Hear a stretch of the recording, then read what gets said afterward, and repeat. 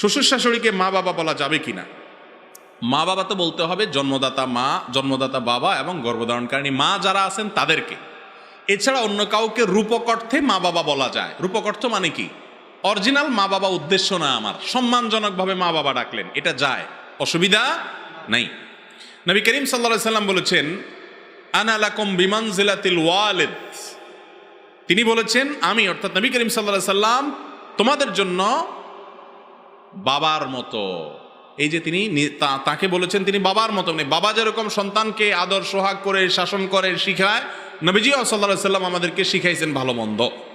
তো এই যে বাবার মতো বলেছেন, রূপক অর্থে শ্বশুর শাশুড়িকে বাবা বলা যায়। জামাই যখন শ্বশুরকে আব্বা বলে তখন নিয়ত থাকে এটা আমার আসল আব্বা না, এটা আমার নকল আব্বা। শাশুড়িকে যখন মা বলে তখন এই নিয়ত থাকে না যেটা আমার গর্ভধারণকারী মা। মনে করেন কথার কথা, এটা যে নিয়ত করে তার দলিল কি? তার দলিল হলো, প্রমাণ হলো, তার যদি কোনো ফর্ম ফিল আপ করতে দেয়া হয়, নাম লেখেন, বাপের নাম লেখেন, সে বাপের নামে যায় কি শ্বশুরের নাম লেখে না নিজের বাপের নাম লেখে? তাহলে বোঝা গেল গল্লিটা ঠিক আছে, এমনি বাপ ডাকতেছে, এই ডাকে অসুবিধা। হ্যাঁ, বলে কেউ বলবেন যে কেউ কি নিজের বাপরে আবার না ডেকে আরেকজনে ডাকে? হ্যাঁ, সে 2 নম্বর লোকও আছে। যেমন কেউ পালক রাখছে, পালক জন্মদাতা বাপ আরেকজন, সে বাপ হয়তো আপনার টাকা পয়সার অভাবে আপনাকে খাওয়াইতে পড়াতে পারে না, বা এমনি অবহেলা করছে, কিন্তু জন্ম তিনি দিয়েছেন। তো দেখা যায় ওই পালক যে লাগছে তারাই বাপ বলে সব জায়গায় পরিচয় দেয়, আছে না নাই? এটা গুনাহের কথা।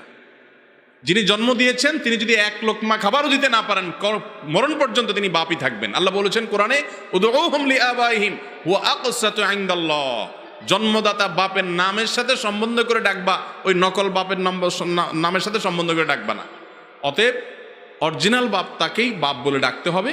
কিন্তু অন্যদেরকে বাপ ডাকছেন সম্মান জানাতে গিয়ে, যেমন শ্বশুর শাশুড়িকে জানায় আমাদের দেশে, এটাতে কোনো অসুবিধা নাই।